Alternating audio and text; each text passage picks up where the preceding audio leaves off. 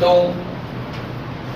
आज की क्लास एक नया चैप्टर पढ़ना है हम लोगों को। हेडिंग डालिए करंट इलेक्ट्रिसिटी। बहुत बहुत बहुत इंपॉर्टेंट चैप्टर है करंट इलेक्ट्रिसिटी। पहले मैं थोड़ा सा आपको ज्ञान दे दूं करंट इलेक्ट्रिसिटी कहाँ से आया है। तो जैसा कि मैंने आपको बताया था कि पूरी की पूरी जो इलेक्ट्रिसिटी होती है वो दो पार्ट में डिवाइडेड है। इलेक्ट्रिसिटी क्या है अभी देखेंगे। ये बेसिकली दो पार्ट में डिवाइडेड होता है। मैं अगर थोड़ा और स्मार्टली बोलूं तो तीन पार्ट में डिवाइडेड होता है, ताकि आज ही क्लैरिटी हो जाना चाहिए आप लोगों का। फर्स्ट पार्ट है जहां पर इलेक्ट्रॉन्स जो होते हैं वो किस में रहते हैं, रेस्ट पे रहते हैं। Electrons are at rest. तो इलेक्ट्रॉन्स जब रेस्ट पर होता है उस टाइम जो हम चीजों की पढ़ाई करते हैं उसको क्या बोलते हैं, electrostatic. This is called as electrostatic. तीसरा पार्ट डायरेक्टली नहीं होगा, तीसरा पार्ट। अब सेकंड पार्ट जो है उसका वो है इलेक्ट्रॉन्स आर मूविंग या इन मोशन। दोनों में से जो भी बोलो, इलेक्ट्रॉन्स आर मूविंग या इन मोशन। ये जो पार्ट ऑफ फिजिक्स है इसको हम लोग इलेक्ट्रोडायनेमिक्स बोलते हैं। This is called as electrodynamics. अब देखिए ये जो इलेक्ट्रोडायनेमिक्स पार्ट है ये फर्दर दो प्रकार का हो सकता है ऑन द बेसिस कि ये जो इलेक्ट्रॉन है वो किस प्रकार से मोशन कर रहा है। अगर ये यूनिफॉर्म वेलोसिटी से मूव कर रहा है, कौन, if electron is moving with uniform velocity, अगर ये यूनिफॉर्म वेलोसिटी से मूव कर रहा है इलेक्ट्रॉन, तो मूविंग चार्जेस तो प्रोड्यूस करती है करंट, ऐसा आपने पढ़ा था। But not always. Moving charges current तब प्रोड्यूस करती है जब चार्ज जो मूव कर रहा है वो कैसे मूव कर रहा है, विद यूनिफॉर्म वेलोसिटी, तब वो करंट प्रोड्यूस करती है। तो इसको जो हम पढ़ते हैं this is only called as current electricity. This part is known as current electricity.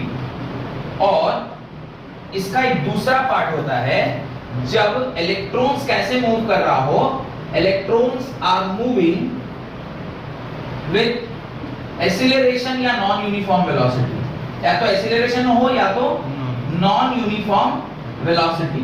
Non uniform velocity से अगर वो मूव करेगा तो जो कंसेप्ट हम पढ़ते हैं that is called as electricity का इंपैक्ट यानी मैग्नेटिज्म। इसका इंपैक्ट जो है उसको हम लोग पढ़ते हैं, मैग्नेटिज्म को पढ़ते हैं। तो यहाँ पे हम लोग कॉन्सेप्ट पढ़ेंगे उसको क्या बोलते हैं, मैग्नेटिज्म। इसको क्या बोलते हैं, मैग्नेटिज्म बोलते हैं। तो ये बात बहुत ध्यान से रखिएगा। या इसको बोलते हैं क्या, current, magnetic effect of current. Magnetism मतलब मैग्नेटिक इफेक्ट ऑफ करंट। जब इलेक्ट्रॉन नॉन यूनिफॉर्म एक्सीलरेशन से मूव कर रहा है यानी इलेक्ट्रॉन जो है वो एक्सीलरेटेड है, तो उस टाइम वो करंट तो प्रोड्यूस कर ही रहा होगा, साथ साथ उससे क्या प्रोड्यूस हो रही होगी, उसके चारों तरफ मैग्नेटिक फील्ड भी प्रोड्यूस हो रहा होगा। यानी simple current will not give magnetic effect. Accelerated electron जब रहेगा तभी वो मैग्नेटिक इफेक्ट दिखाता है। तो ये जो बेसिक एक ढांचा है या मैं बोलूं बेसिक एक डिवीजन ऑफ कॉन्सेप्ट है, उसको सबसे पहले आपको समझना चाहिए कि पूरा का पूरा ये जो इलेक्ट्रिसिटी वाला कॉन्सेप्ट है, चाहे वो स्टैटिक इलेक्ट्रिसिटी हो या फिर डायनेमिक इलेक्ट्रिसिटी हो, दोनों फिर फर्दर दो पार्ट में डिवाइडेड है। एक जगह जहां पे अगर मोशन पे है तो एक यूनिफॉर्म वेलोसिटी से मूव कर रहा है या फिर नॉन यूनिफॉर्म वेलोसिटी से मूव कर रहा है। किसी भी केस में इस तरह अगर रेस्ट पर था तो ये मोशन।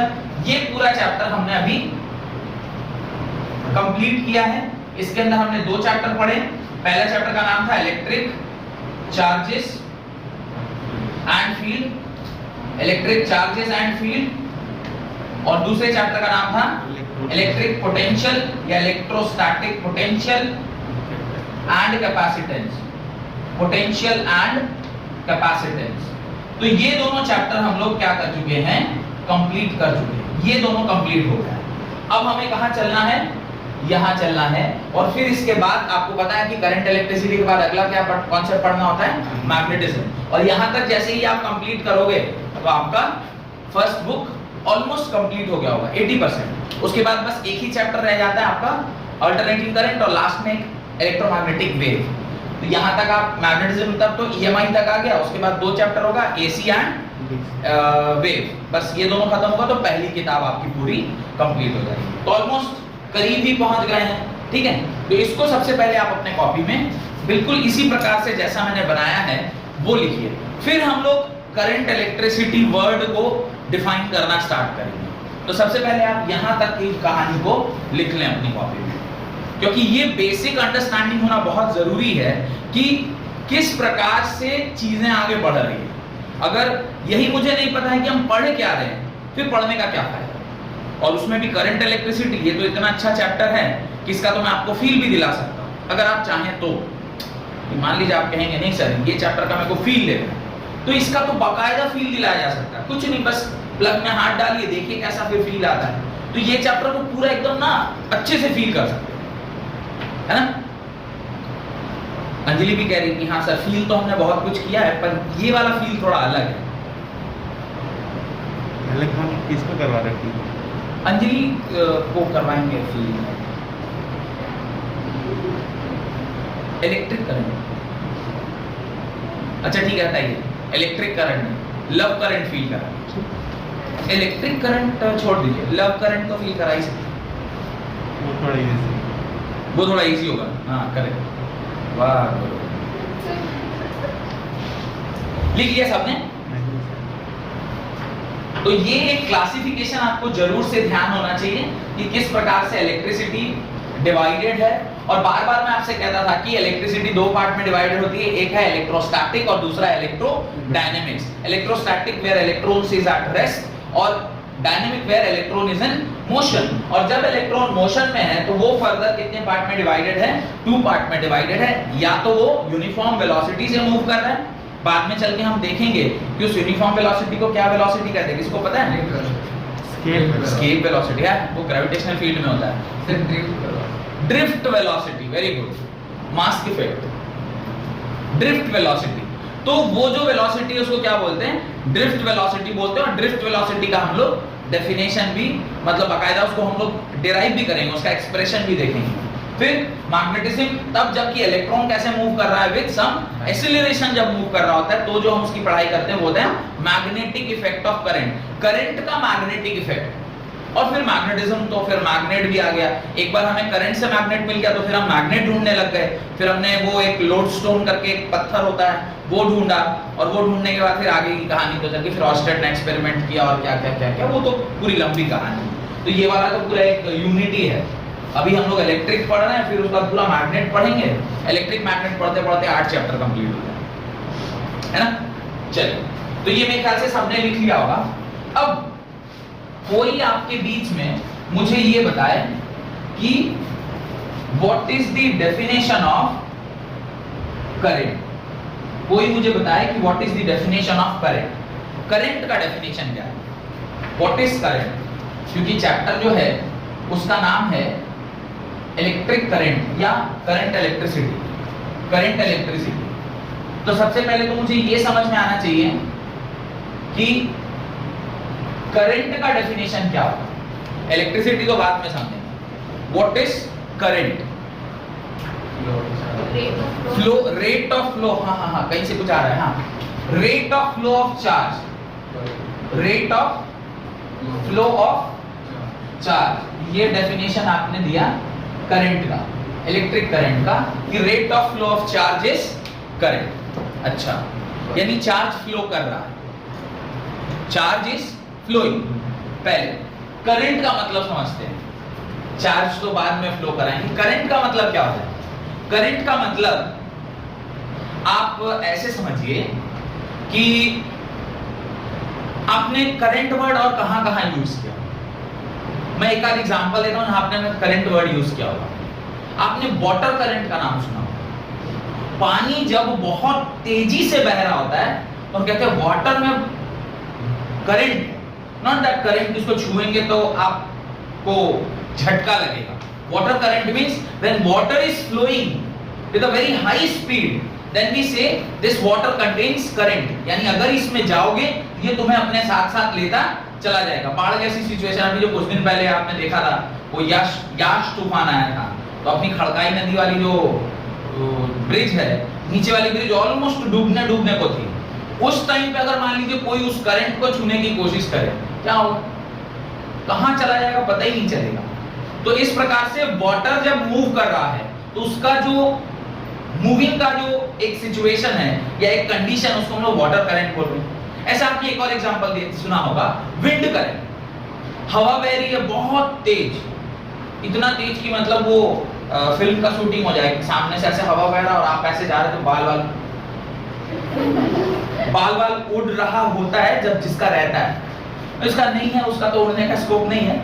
हाँ, जैसे ये आर्यन अगर अभी ऐसे आ जाए और सामने से ऐसा हवा आ रहा है तो इसको बॉल ना धूम टाइप गाड़ी अलग टाइप का भी, तो वो जो आपको हवा लगा that is known as wind current. Wind का movement, rate of flow of wind is wind current, rate of flow of water is water current. अभी किसी सिस्टम में अगर चार्ज फ्लो करने लग जाए तो फिर उसे क्या बोलेंगे? Electric current. वही इलेक्ट्रिक करंट क्यों बोले, इलेक्ट्रिसिटी क्यों बोल रहे हैं? Electric means electron, electrons mean charge. Charge जब मूव कर रहा है तो उसको इलेक्ट्रॉन करंट बोलेंगे। जैसे हवा मूव कर रही थी तो विंड करंट बोला, पानी मूव कर रही थी तो वाटर करंट बोला, चार्ज मूव कर रहा है तो उसे चार्ज करंट बोलेंगे। अब चार्ज का नाम क्या है? इलेक्ट्रॉन, तो electron current, electric current, current electricity. तो इस हिसाब से ये करंट वर्ड का मतलब क्या हुआ? Rate of flow. कोई भी चीज वाटर के साथ लग गया तो rate of flow of water, wind के साथ लग गया तो rate of flow of wind, electron के मूवमेंट के साथ लग गया तो rate of flow of electron या rate of flow of charge बोलते हैं। डन? यहां तक कोई दिक्कत? यानी जो डेफिनेशन बचपन में आपने पढ़ा था, क्या पढ़ा था? Rate of flow of charge per unit time is known as current. यही डेफिनेशन पढ़ा होगा, जैसा मेरे को समझ में आ रहा है। Rate of flow of charge per unit time is known as नहीं, per unit time in a cross sectional area of wire, ऐसा भी कुछ ऐड किया होगा। In a cross sectional area of wire, cross sectional area of wire is known as electric current या current electricity, जो भी बोलो, इलेक्ट्रिक करंट। ये इस प्रकार का आपने rate of flow of charge per unit time ऐसा आपने पढ़ा है। अब देखिए मेरा डाउट क्या है?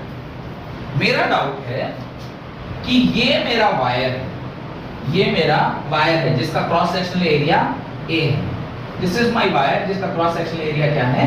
A है। This cross sectional area is capital A, ये इसका क्रॉस सेक्शनल एरिया। अब यहां पर एक इलेक्ट्रॉन है, suppose this is the electron. तो इलेक्ट्रॉन, और ये मैं बोल रहा हूं पॉजिटिव टर्मिनल है और ये मैं बोल रहा हूं नेगेटिव टर्मिनल है, ठीक है? This is positive terminal and this is negative terminal. ये पॉजिटिव टर्मिनल है, ये नेगेटिव टर्मिनल है। अब ये इलेक्ट्रॉन है, यानी इसके ऊपर कौन सा चार्ज होगा? नेगेटिव चार्ज होगा। तो इसका मूवमेंट इधर होना चाहिए, यानी एवरी टाइम एक इलेक्ट्रॉन यहां से निकला होगा, क्योंकि ये सोर्स ऑफ इलेक्ट्रॉन है, वो इस दिशा में मूव कर रहा होगा। मूव करते करते वो ऐसे यहां तक जब जैसे ही पहुंचा होगा तो बाहर की तो सर्किट आपने ऐसे वायर से बनाई होगी, और जिस मेटल के अंदर या जिस लोड के अंदर आप चेक कर रहे हैं वहां पे एक इलेक्ट्रॉन जैसे ही यहां से यहां पहुंचा होगा तो सर्किट क्या हो गई होगी? कंप्लीट हो गई होगी। और उस ये इलेक्ट्रॉन जिस रेट से यहां से यहां फ्लो कर रहा है that is only known as current. यही है ना जो डेफिनेशन आपने लिखा है, rate of flow of charge, charge means electron per unit time, कुछ समय में in a cross sectional area of wire is known as electric current. मतलब तो यही है। मेरा डाउट है कि जैसे ही आप यहां से स्विच ऑन करते हैं और फैन या बल्ब जल रहा है तो इसका मतलब चार्ज यहां से ट्रैवल करके वहां गया होगा। भाई ये चार्ज अगर यहां से वहां ट्रैवल नहीं करेगा तो क्या करंट फ्लो करेगी? करंट का डेफिनेशन आप खुद कह रहे हैं, rate of flow of charge per unit time in a cross sectional area of wire is known as electric current. तो यानी जैसे ही आपने स्विच ऑन किया तो स्विच से इलेक्ट्रॉन स्टार्ट हुए होंगे और वो बल्ब तक पहुंचे होंगे। जैसे ही स्विच से बल्ब तक पहुंचा होगा वो तार से, तो उस टाइम पे ये जल गया होगा। ऐसा ही कुछ हुआ होगा।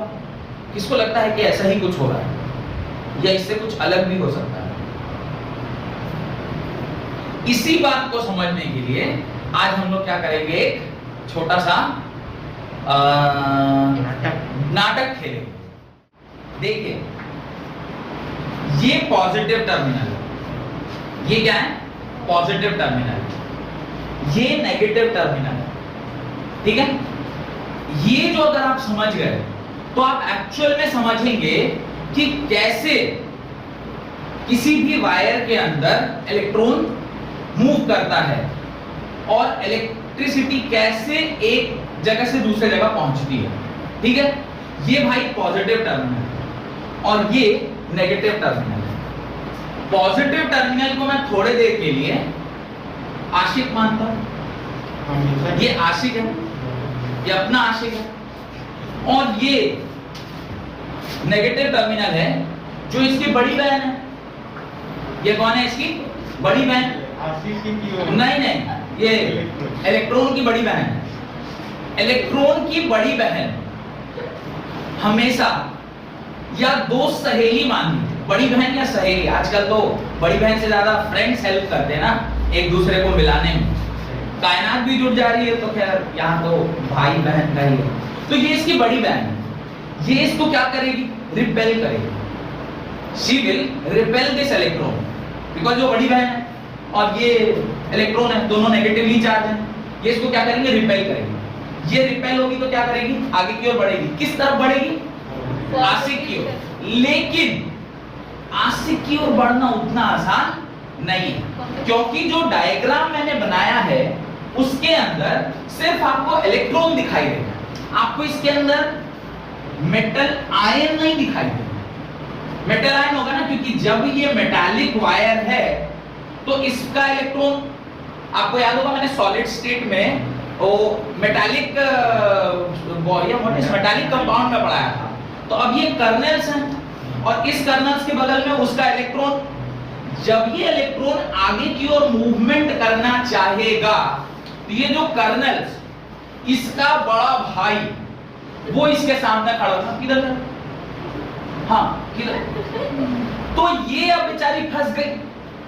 अब इसका बड़ा भाई अगर जो यहाँ खड़ा हो जाए, हाँ बाबू चलो पढ़ो, जाके एग्जाम आ रहे हैं ना, चलो पढ़ो, तो अब आप तो आशिक की ओर उतनी आसानी से नहीं बढ़ पाएंगे। लेकिन चूंकि उधर से कोई धक्का लगाने के लिए है और ई भी उसको अपनी ओर खींच रहा है, तो बेचारा भाई कितना ही क्या कर लेगा। You are 21st century student, आप तो कुछ ना कुछ उपाय लगा लेंगे। बोर्ड ने बोला कि एग्जाम ऑनलाइन लेंगे, वीआईटी का एग्जाम हो कि बिट्स का एग्जाम हो, सारे यूनिवर्सिटी ने अपना एग्जाम ऑनलाइन किया। बच्चे ऑनलाइन का भी उपाय लगा लिए, कैसे एग्जाम देना है, वो सोर्स वगैरह बगल में ही टीचर को बैठा है, सर आप क्वेश्चन देखिए और आंसर बताइए। तो ऐसे आप लोग 21st century, you have every solution to all the problems. तो ऐसे भाई मान लीजिए यहाँ पे आके खड़ा हो भी गया, आशिक खींच भी रहा है, बहन या जो दोस्त है वो धक्का भी लगा रही है, बिकॉज नेगेटिव चार्ज है, ये पॉजिटिव चार्ज है, ये इसको धक्का लगा रही जा, और ये खुश भी हो रही कि हाँ ठीक ही कह रहे। लेकिन जो भाई है वो कितना ही इसको रोकेगा, कुछ ना कुछ उपाय लगा लेगा। क्यों, the level of vibration, energy बहुत ज्यादा है, किसकी, तीव्रता मिलने की। भाई जब पड़ा जाके और चला गया, वो कितना पीछे पड़ा है। लेकिन जो इंटेंसिटी है एक दोस्त की कि जल्दी से तुम जाओ मिलो, और एक आशिक की कि आ जाओ, अब रहा नहीं जाता। तुम क्या एक्साइट कर रहे हैं, तुमको तो खड़ा नहीं है। अब तो ये अब यहां से अपने आप तो वहां नहीं आ पाएगी, क्योंकि इसका भाई बकाया उसके ठीक सामने खड़ा है, फिर वहां तक तो नहीं जा सकती है। ये बुद्धि लगाई, जा तो नहीं सकते, लेकिन अगर किसी तरीके से मेरा मैसेज वहां तक पहुंच जाए तो काम बन जाएगा। ये गुस्सा करे, मेरे को जाना था, अभी स्कूल में टीचर बुलाई थी, ये है वो है, अच्छा ठीक है तुम अपनी दोस्त को जो भी मैसेज है दे दो, वो जाके पहुंचा। ये अपने दोस्त को बुलाई, एक दूसरा इलेक्ट्रॉन आया, इसने वाइब्रेट करके क्या किया, अब गुस्सा की ना, गुस्सा की तो ऐसे वाइब्रेट हुआ, वाइब्रेशंस आया, भाई भी डर, सही में कहीं टीचर बुलाई हो, कहीं सच में कुछ रिपोर्ट वोट मांगी होगी, अगर नहीं दिया कल को रिजल्ट खराब होगा, बोलेगा भाई आप नहीं जाने दिए थे, फंस जाएगा। तो ये पूरा वाइब्रेशन में आ गई, वाइब्रेशन में तो एनर्जी आ रहा है, इसने उस वाइब्रेशन से अपनी एनर्जी को किसको ट्रांसमिट कर दिया, अगले इलेक्ट्रॉन को ट्रांसमिट कर दिया। तो अगला इलेक्ट्रॉन उसकी एनर्जी ले लिया, यानी जो खत ये यहां से वहां पहुंचाना चाहती थी वो खत अब किसके पास आ गया, दूसरे इलेक्ट्रॉन के पास। फिर दूसरा इलेक्ट्रॉन चूंकि वो एनर्जी ले चुका है, वो भी क्या करने लग गया, वाइब्रेट करने लग गया, फिर वो अगले इलेक्ट्रॉन का आया।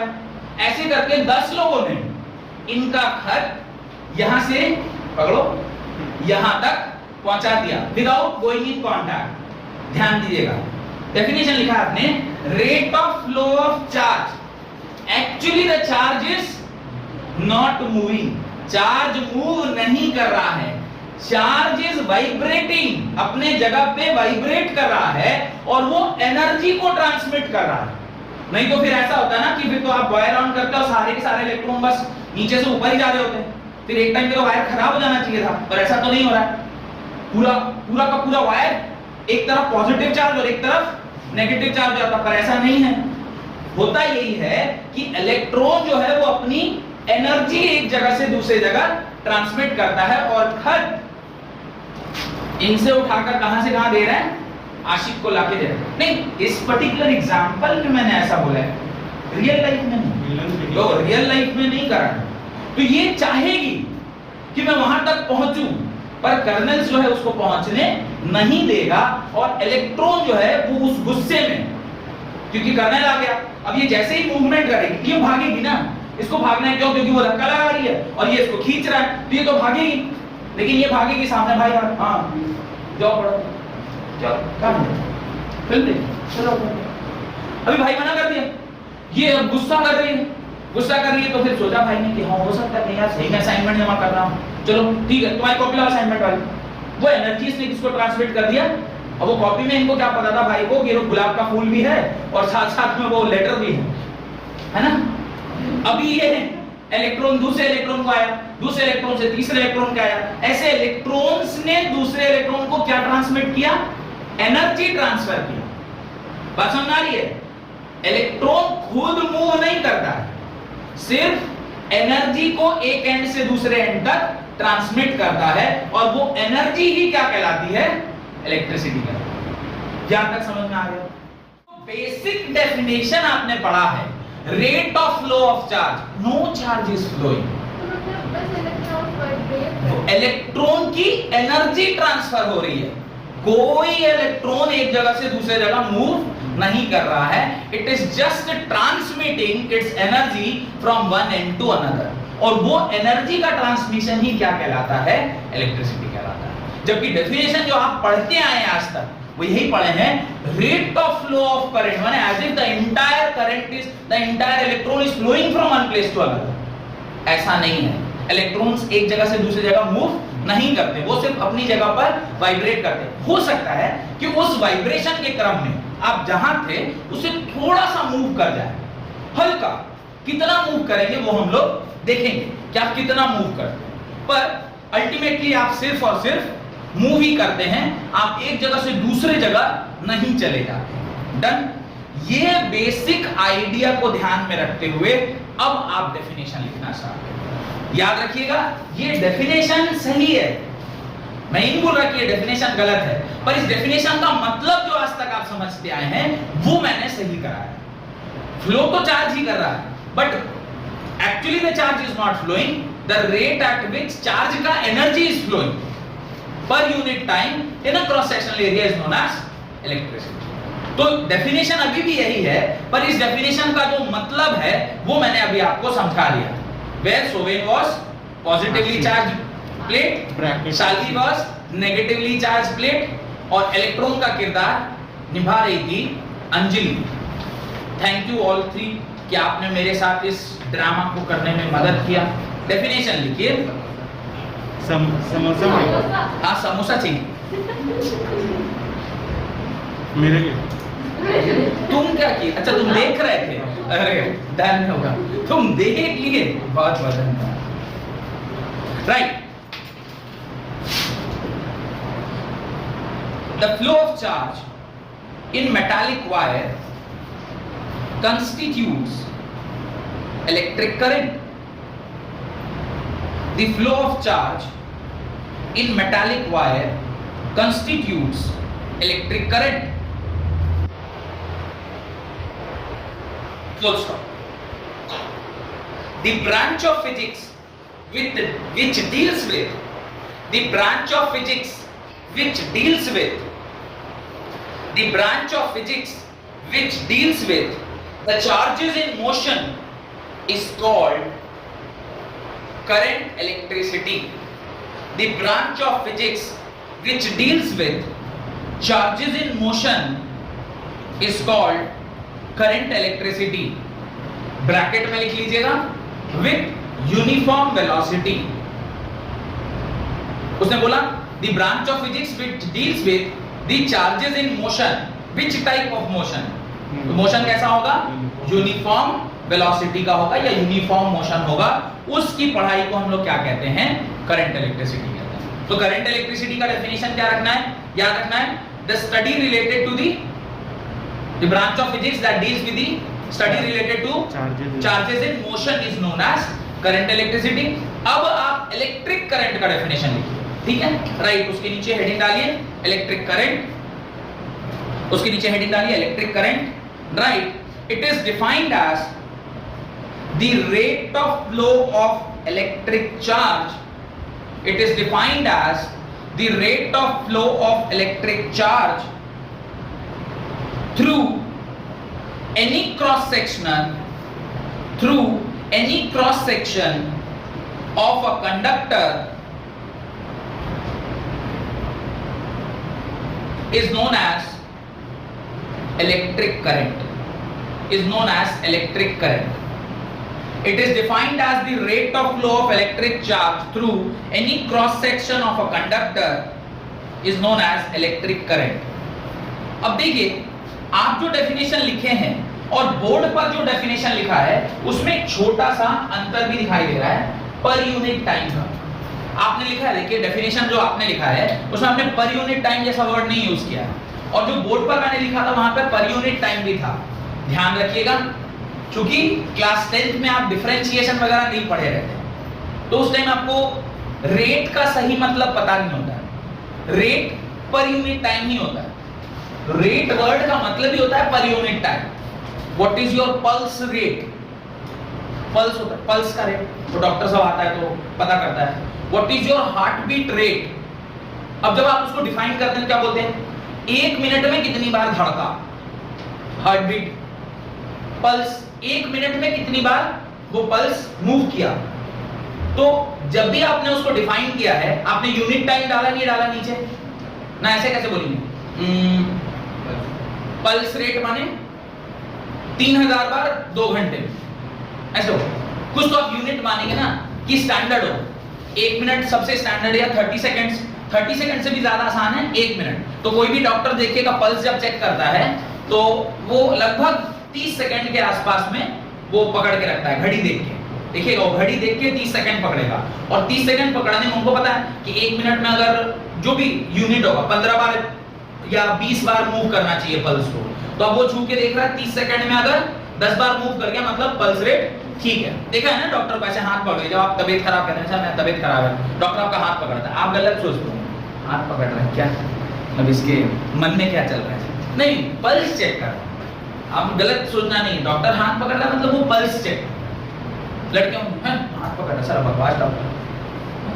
आती वो अंदर वाला उसका जानवर जाग गया. बोले इलाज कर दे. अंजलि बोल रही ऐसा हुआ था ना आपके साथ? ना सर अभी डॉक्टर दिखाई नहीं. अच्छा शादी हुआ था आपके साथ? डॉक्टर ने हाथ पकड़ा था और फिर आपसे ऐसे ख्यालात भी आ गए. अच्छा वो ख्यालात भी. अच्छा तब वो फीलिंग ही जनरेट क्यों पा रहा था कि डॉक्टर क्या कर रहा है मेरे साथ? तो बहुत कुछ किया.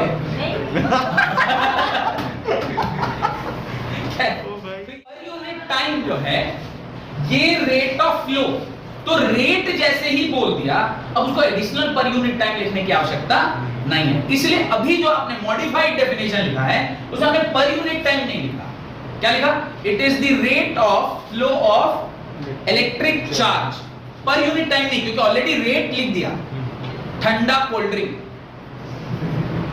रेट भी लिख रहा हूं, पर यूनिट टाइम भी लिख रहा है, मतलब ठंडा कोल्ड ड्रिंक, ठंडा भी बोल रहे हैं और कोल्ड भी बोल रहे हैं, ऐसे ही कुछ नहीं। तो ये पर यूनिट टाइम नहीं लिख के सीधे लिखा है, it is defined as the rate of flow of electric charge through any cross section of a conductor and it is denoted by capital I. लिख लीजिए, it is denoted by capital I, it is denoted by capital I. और current की जो value होती है I is equal to होता है Q by T, this is charge per unit time, flow of charge per unit time. Diagram बनाना। हाँ, diagram बिल्कुल बनाइए। अब कुछ लोग चार्ज कैपिटल Q से दिखाते हैं, कुछ लोग स्मॉल q से, तो वो इररिस्पेक्टिव है कि आप कैसा दिखा रहे हैं, पर आप जो भी लिखें उसके नीचे लिख लीजिएगा बगल में कि आपने इसी तरीके से लिखाया है। तो यहां पे लिखिएगा Q is total charge flowing by total time taken, या सिंपली टाइम टेकन। और याद रखिएगा यहां पर जो मैंने डायग्राम बनाया है इसमें ये क्या है, what is this, this is kernel, यानी ये कर्नेल है। कर्नेल मतलब positively charged ion, positively charged ion, bracket बड़ा आयन। फिर ये जो आप दिखा रहे हो ये क्या है, दिस इज इलेक्ट्रॉन, या अंजलि भी लिख सकते हैं, मतलब जो जिसका रोल निभाया, ये प्रणव सर भी लिख सकते हैं, ये अंजलि लिख सकते हैं। ये तो पूरा यहाँ सरफेस है। पॉजिटिव टर्मिनल, आशिक सो नेगेटिव टर्मिनल साली, आप लिख सकते हैं। तो this is negative terminal, negative terminal. तो सर हर इलेक्ट्रॉन के बाद ये कर्नल होगा ना? होगा ही, तो इलेक्ट्रॉन कहां से पैदा होगा, बिना मेटल के? बिना मेटल के इलेक्ट्रॉन पैदा कहां से होगा? और दिस इज पॉजिटिव टर्मिनल। तो सबके सामने नहीं बनाना, बस एक ही अब सबके सामने तुम्हें टाइम है तो बनाते रहो बैठ के। तो आर्ट क्लास थोड़ी है, साइंस क्लास है। हाँ सर करना ही है, मतलब वो जो इलेक्ट्रॉन बाहर छोड़ा वो तो अपना ऑर्बिट से इलेक्ट्रॉन निकाल के फिर एनर्जी जो दिए तो ऊपर चले गया, तो सर वो इलेक्ट्रॉन का ऊपर होल्ड कैसे करेगा? किसके ऊपर होल्ड? ये इसके ऊपर होल्ड ना कर रहा है, लेकिन अगर कोई उसकी ओर बढ़ के आ रहा है जो उसी का इलेक्ट्रॉन है, तो उसको रोक तो सकता है ना कि तुम कहां जा रहे हो। अब कहीं क्यों रोकेगा? ये पॉजिटिव चार्ज, ये नेगेटिव चार्ज, ये भी पॉजिटिव चार्ज, तो पॉजिटिव पॉजिटिव रिपेल करेगा और ये इसकी तरफ अट्रैक्ट हो रहा होगा, तो उधर से कोई इलेक्ट्रॉन जब आ रहा होगा, इसका साइज बढ़ा है, उसको रोक देगा, उधर कहां जाएगा? चलो, तो आप आ तो बहुत तेजी से रहे थे, एक बाकायदा टर्म डेरिवेशन करेंगे ड्रिफ्ट वेलोसिटी का, तो वो वहां देखेंगे उस वेलोसिटी से आप आ रहे थे, और उस वेलोसिटी से आप आ रहे हैं और आपके सामने एक बड़ा सा पहाड़ खड़ा है, क्या होगा? रुक जाएगा। आप एनर्जी डिसिपेट करिएगा एज इफ कि कोई बहुत तेजी से दौड़ के आपके पास आ रहा है और आपसे आके टकरा जाए, तो क्या होगा? वो रुक जाएगा, लेकिन रुकने के क्रम में बहुत ज्यादा एनर्जी लॉस होगा।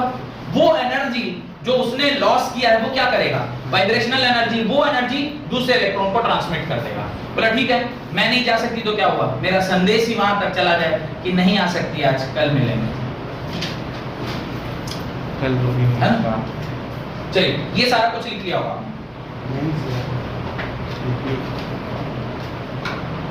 तो संदेश जो पहुंच रहा था, दैट संदेश is only energy and that energy is only electric current. वो जो इंफॉर्मेशन एक एंड से दूसरी एंड को पहुंचा विदाउट एक्चुअल मूवमेंट, पूरा इलेक्ट्रॉन उस एंड से इस एंड नहीं आया, उसने अपनी एनर्जी की मदद से इंफॉर्मेशन को वहां से वहां बुलाया। अच्छा, ये यहां हो रहा है, क्या हमारे डे टू डे लाइफ में ऐसा हो रहा है? क्या डे टू डे लाइफ में ऐसा होता है? आप जो कॉल कर रहे हैं, तो आपकी आवाज है sound energy, sound energy is converted into which energy? Electrical energy. Electrical energy is converted into which energy? Electromagnetic wave. Electromagnetic wave is converted into again electrical energy, and electrical energy is converted into sound energy. तो आप जब किसी से बातचीत कर रहे हैं, वहां पे भी तो एनर्जी का ही ट्रांसमिशन है। आप जो बोल रहे हैं वो बोलने वाली चीज पहले इलेक्ट्रिसिटी में कन्वर्ट हो रही है, क्योंकि बैटरी ऑपरेटेड सामान है। भाई मोबाइल से आपकी जो साउंड एनर्जी वो किस में कन्वर्ट हो रही होगी? इलेक्ट्रिकल सिग्नल्स में इलेक्ट्रिकल सिग्नल्स कैसे ट्रांसमिट हो रहा होगा, इलेक्ट्रोमैग्नेटिक वेव से। इलेक्ट्रोमैग्नेटिक वेव उस नेटवर्क को जा रहा होगा, यानी उस टावर को जा रहा होगा, उस टावर से वापस से जहां उसको कॉल लगाया गया है उस पर्टिकुलर पॉइंट तक वापस से वो इलेक्ट्रोमैग्नेटिक वेव से पहुंचा होगा। फिर वो इलेक्ट्रोमैग्नेटिक वेव किस में कन्वर्ट हुआ होगा, इलेक्ट्रिकल एनर्जी में, और फिर वो इलेक्ट्रिकल एनर्जी किस में कन्वर्ट हुई होगी, साउंड एनर्जी। तब ना उधर से हेलो बोला तो बोले हाँ हेलो बोल, और बता क्या सब ठीक है, क्या खाई, खा लिया मेरा सोना। मेरे बाबू ने खाया था। तो वो जो हो रहा है ट्रांसमिशन ऑफ इंफॉर्मेशन, वहां भी तो एनर्जी ही है ना, यहाँ पे भी तो एनर्जी ही ट्रांसमिट, समझ ना। आगे if the charge dq flows through a conductor for small period of time, if a charge dq flows in a conductor for a small period of time dt, then current is equal to dq by dt, then I is equal to dq by dt। तो I क्या हो जाएगा, dq by dt के बराबर हो जाएगा। ये differential form of electric current dq by dt। छोटा सा चार्ज जब छोटे से, अभी ये छोटा सा चार्ज क्या है, ये छोटा सा चार्ज मतलब जब आप यहां से यहां पूरा देख रहे हैं तो there are so many electrons which are vibrating, but आप बस एक छोटे से चार्ज, इस dq चार्ज के बारे में बात करें जो इस तरफ मूव कर रहा है कितने समय में, dt समय में, तो भी जो करंट आएगा वो भी कितना होगा, dq by dt। इसकी जो वैल्यू होगी, और I इज इक्वल टू इस पूरे वायर के लिए लिखेंगे तो जो q by t होगा, दोनों का जो वैल्यू है वो सेम आएगा। क्यों, इसको समझते हैं क्यों सेम आएगा।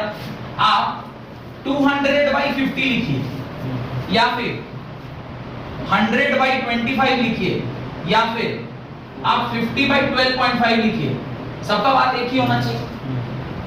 तो रेशियो है ना, it is the ratio of charge by time. तो चार्ज बाय टाइम, अगर छोटा चार्ज है तो उसके करस्पॉन्डिंगली समय भी कितना लगा होगा, छोटा लगा होगा। बड़ा चार्ज है तो उसके करस्पॉन्डिंगली समय भी क्या लगा होगा, बड़ा लगा होगा, पर the ratio will not change. अब इसको काटेंगे 4 बार में कटेगा, इसको काटेंगे 4 बार में कटेगा, इसको काटेंगे 4 बार में कटेगा। Ultimately the current is not going to change, current will remain same because it is the ratio of charge by time, charge by time. अब यही चार्ज बहुत छोटा हो जाए, बहुत छोटा मतलब 0.005 के बराबर, तो टाइम क्या हो जाएगा, 0.0001 ऐसा कुछ हो जाएगा। इसको भी जब आप काटिएगा तो भी कितना आएगा, 4 ही आएगा। इसको भी जब आप काटेंगे तो भी कितना आएगा, 4 ही आएगा। वो यहीं से उठाया 50 by 12.5 से, बस एक जीरो बैठा के ये सॉल्व किया। तो अल्टीमेटली बहुत छोटे से चार्ज बाई बहुत छोटा सा टाइम भी करिएगा तो रेशियो विल बी सेम होगी, करंट विल नॉट वैरी। आगे लिखें,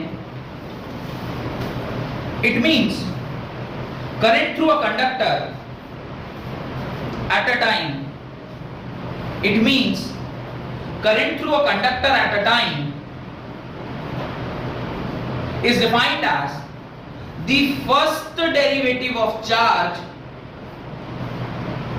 It is defined as the first derivative of charge, first derivative dq by dt, first derivative of charge with respect to time, first derivative of charge with respect to time passing through a cross section of a conductor in a particular direction, in a particular direction,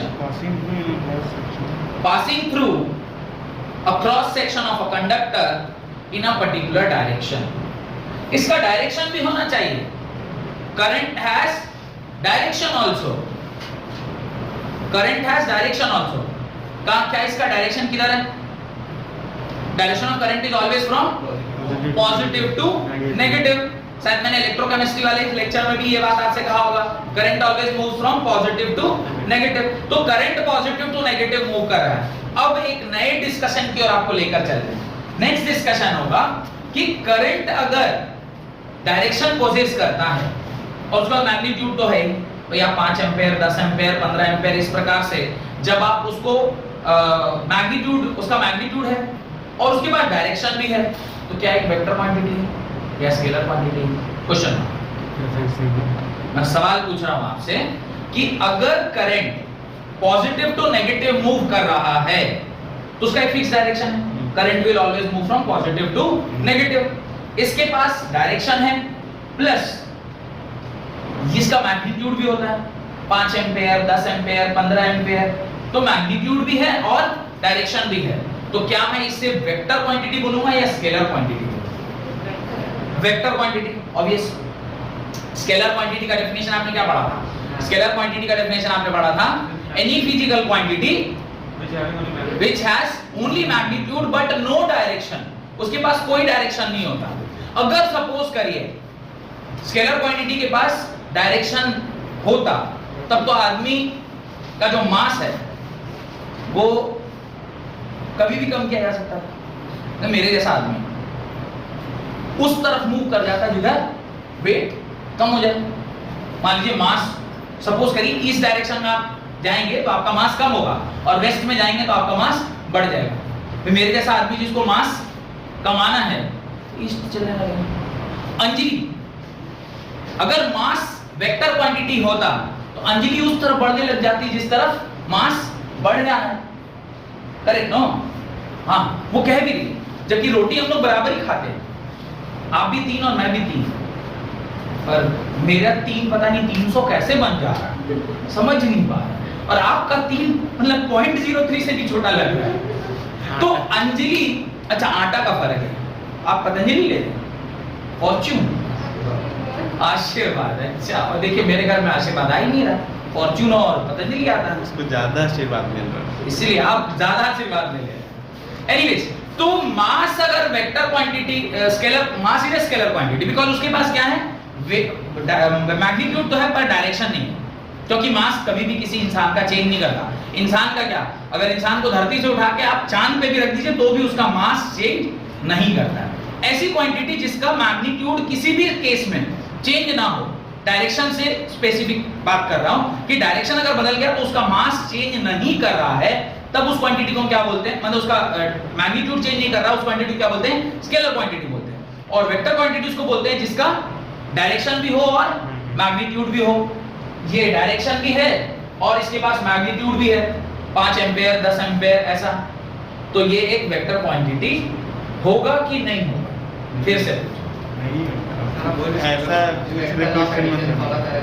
हाँ, देखिए sovereign has given the right answer. Actually positive, देखिए मेरे बगल में खड़ा हुआ ना थोड़ा देर से, तो कुछ तो इंड्यूस करेगा एनर्जी, तो वो इंडक्शन से देखिए उसके कितने अच्छे अच्छे आंसर आए। क्या वेक्टर, उस वेक्टर क्वांटिटी उस क्वांटिटी को बोलते हैं जो सिर्फ 2 बातें नहीं फॉलो करता, वो 3 बातें फॉलो करता है। ये मैंने आपको क्लास 11th में पढ़ाया होगा। वेक्टर क्वांटिटी एक ऐसे क्वांटिटी को बोलते हैं जिसके पास मैग्नीट्यूड हो, वो डायरेक्शन दिखाए, और सबसे महत्वपूर्ण वो वेक्टर लॉ ऑफ एडिशन क्या करना चाहिए, फॉलो करना चाहिए। Vector law of addition follow करने का क्या मतलब होता है उसको देखते हैं। ये वाला सब कुछ मिटा रहा हूं। वेक्टर लॉ ऑफ एडिशन को फॉलो करने का क्या मतलब है वो बहुत इंपॉर्टेंट है समझना हमारे लिए। देखिए वेक्टर लॉ ऑफ एडिशन क्या है, जब आप किसी भी करंट को, यहां से सपोज करिए कोई एक वायर करंट लेकर निकला, यहां पर जाके वो 2 वायर में कन्वर्ट हुआ, ये सपोज करिए 10 एम्पेयर, ये 5 एम्पेयर और ये 5 एम्पेयर, भाई ये 10 एम्पेयर था, ये 5 एम्पेयर 5 एम्पेयर। अब ये ऐसे, ये सपोज करिए 30 डिग्री, ये क्या है 30 डिग्री। मैं अभी अज्यूम कर रहा हूं कि करंट क्या है, current is a vector quantity. मैं ये अज्यूम कर रहा हूं कि करंट क्या है, एक वेक्टर क्वांटिटी। अगर करंट मेरा वेक्टर है तो यहां पे vector law of addition follow होना चाहिए। Vector law of addition follow करना मतलब एक डायरेक्शन में करंट का जो वैल्यू है वो सेम होना चाहिए। अब देखिए 5, नीचे कौन सा कंपोनेंट आएगा, 5 cos 30, तो इस तरफ एक वेक्टर ये बन के आया 5 cos 30 डिग्री, और इसका भी ऊपर वाला कंपोनेंट, क्योंकि ये 30 है तो ये भी मैं क्या मान रहा हूं 30 मान रहा हूं, तो इसका ऊपर वाला कंपोनेंट भी क्या होगा 5 cos 30। cos 30 की वैल्यू बताइए क्या होता है, 5 into √3/2, और ये होगा 5 into √3/2। अब देखिए इन दोनों को सॉल्व कीजिए, 5 √3/2, कोई दिक्कत नहीं आ रहा,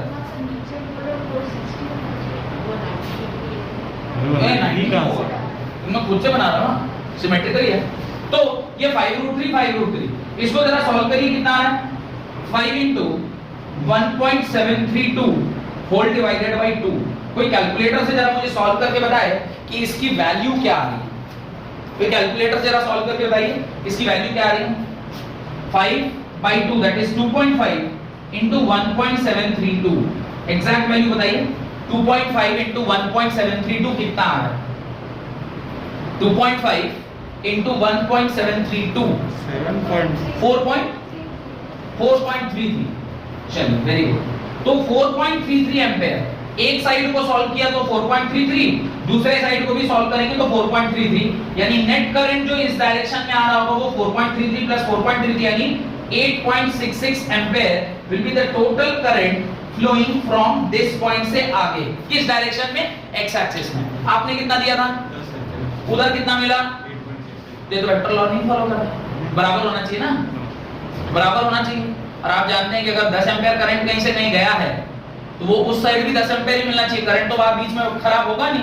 करंट कैसे खराब होगा? अगर यहां से आपने 10 एम्पीयर भेजा है तो उधर भी 10 एम्पीयर होगा। तब तक खराब नहीं होगा जब तक कि वहां पे क्या लग जाए, लोड ना लगे। और उस सीरीज में तो कोई फर्क पड़ता भी नहीं। सीरीज में तो करंट क्या रहता है, कांस्टेंट रहता है। तो सब सीरीज में ही ना, सिंगल वायर है, कहीं कोई दिक्कत नहीं है। तो यहां पर ये अगर मैंने करंट को वेक्टर माना है तो ये वेक्टर लॉ ऑफ एडिशन को फॉलो नहीं कर रहा है। इसलिए हम मानेंगे कि करंट क्या है, current is a scalar quantity. Current is a scalar quantity. और करंट अगर स्केलर होगा तो सिर्फ हम उसको वेक्टरली ऐड नहीं करेंगे। कैसे ऐड करेंगे? एल्जेब्रिकली ऐड करेंगे। और फिर एक लॉ आता है जिसको हम लोग किरचॉफ लॉ के नाम से जानते हैं। क्या लॉ आता है? Kirchhoff law. आगे आके पढ़ेंगे हम लोग किरचॉफ लॉ। एक मिनट, किरचॉफ लॉ आता है। उस किरचॉफ लॉ में कहा गया है कि किसी भी एक पॉइंट पे नेट करंट का वैल्यू क्या होना चाहिए? कांस्टेंट होना चाहिए। मतलब जितना इनकमिंग करंट है उतना ही आउटगोइंग करंट होना चाहिए। ये अगर 10 है तो ये दोनों को भी जोड़ के क्या होना चाहिए? 10 होना चाहिए। नेट करंट इस पॉइंट पर 0 होना चाहिए। Incoming current plus outgoing current का वैल्यू बराबर। आया कितना? इस जंक्शन को आया कितना? 10 एम्पीयर। यहां से गया कितना? 10 एम्पीयर। तो ये स्केलर एडिशन का काम कर सकता है। Income 10, outgoing 10। समझ में आ गया? इस हिसाब से करंट क्या है? एक स्केलर क्वांटिटी है। एग्जैक्टली अगर बोला जाए तो current is a tensor quantity. Current is a tensor quantity. हाँ, ये सर जैसे हम लोग वेक्टर लॉ फॉलो कर रहे हैं, मतलब नहीं फॉलो कर रहे तो हम लोग बोल रहे वेक्टर नहीं है। तो ये तो स्केलर भी नहीं ना कर रहा है क्योंकि इसमें तो डायरेक्शन है। डायरेक्शन ना, डायरेक्शन नहीं, पॉजिटिव से नेगेटिव। अरे मैंने इधर बना दिया, इधर हो गया। अभी यही डायग्राम को ऐसे बना देते तो उधर हो जाता। तो कुछ अपने हाथ के ऊपर और डायरेक्शन तो फिक्स है। यही तो बोल रहा हूं मैं कि एक्चुअली में अगर सही पूछिए तो this is not a scalar quantity, this is a tensor quantity. एक नई क्वांटिटी इंट्रोड्यूस करा रहा हूं आपको। ऐसी क्वांटिटी जिसका डायरेक्शन भी है, मैग्नीट्यूड भी है और वो वेक्टर लॉ को वेक्टर लॉ को फॉलो भी नहीं करता और पर्टिकुलर डायरेक्शन में ही उसका वैल्यू होता है। और जब एक जगह से दूसरे का मूव कर रहा है एक पर्टिकुलर डायरेक्शन में तो उसकी वैल्यू एक पर्टिकुलर पैटर्न में चेंज कर रही है। ऐसा कोई quantity is known as tensor quantity. ऐसे किसी क्वांटिटी को हम क्या कहते हैं? Tensor quantity. तो लेकिन एग्जाम में अगर आएगा अगर टेंसर दिखा तभी टेंसर क्वांटिटी को टिक करना है और else you will tick for a scalar quantity. Vector तो किसी कीमत पर नहीं होगा। तो current is a scalar quantity. उसके नीचे लिखिए current is a scalar quantity and unit is ampere. Unit is ampere. ये लॉजिक आप चाहें तो अपनी कॉपी में बना सकते हैं। ये वाला ऊपर वाला कि at least you should know why it is not a vector quantity. याद ध्यान रखना है, even if it has magnitude and direction it do not follow vector law of addition. Current is a scalar quantity because even if it has both magnitude as well as direction it do not follow vector law of addition. तो ये चाहे तो आप अपनी copy में ये ऊपर वाला पार्ट आप अपनी कॉपी में बना सकते हैं। ठीक है, ये आप चाहे तो इसका आप अपने नोट्स में इसको डाल सकते हैं क्योंकि ये हेल्प करेगा जब आप पढ़ रहे होंगे तो आपको ही हेल्प करेगा समझने के लिए कि सर ने उस दिन बताया तो था पर क्या किया था ध्यान नहीं आ रहा। तो वो ध्यान तब आ जाएगा जब आपकी कॉपी में ये लिखा हुआ होगा, आपको याद आएगा हाँ यार ये तो बराबर होना चाहिए था पर ऐसा नहीं हुआ, इसलिए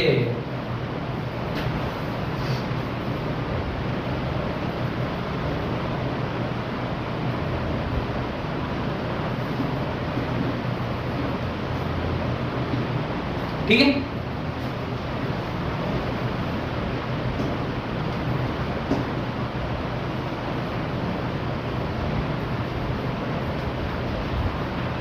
और आप चाहते तो यहाँ पे वेक्टर लॉ ऑफ एडिशन भी लगा सकते थे। वेक्टर लॉ ऑफ एडिशन यानी ये एक वेक्टर है, ये एक वेक्टर है, तो आप वहां पर एक फॉर्मूला ये भी लगा सकते थे, resultant vector r is equal to, वो उससे भी निकाल सकते थे।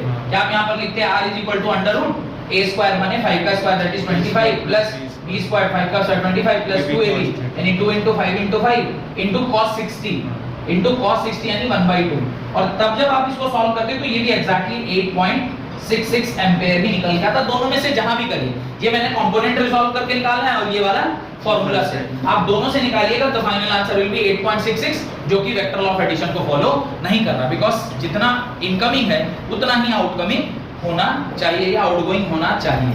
डन? यहां तक कोई डाउट है तो पूछे। नहीं बता दो इसे। आपने लिख लिया, इसका यूनिट एम्पेयर होता है, लिख लीजिए unit of current is ampere. Ampere नामक साइंटिस्ट ने ही इस बात का इजाद किया था, यानी इस बात को डिस्कवर किया था, इसलिए उन्हीं के नाम को रेस्पेक्ट देने के लिए इसका यूनिट क्या बना, एम्पेयर बना, AMPERE एम्पेयर। ठीक है।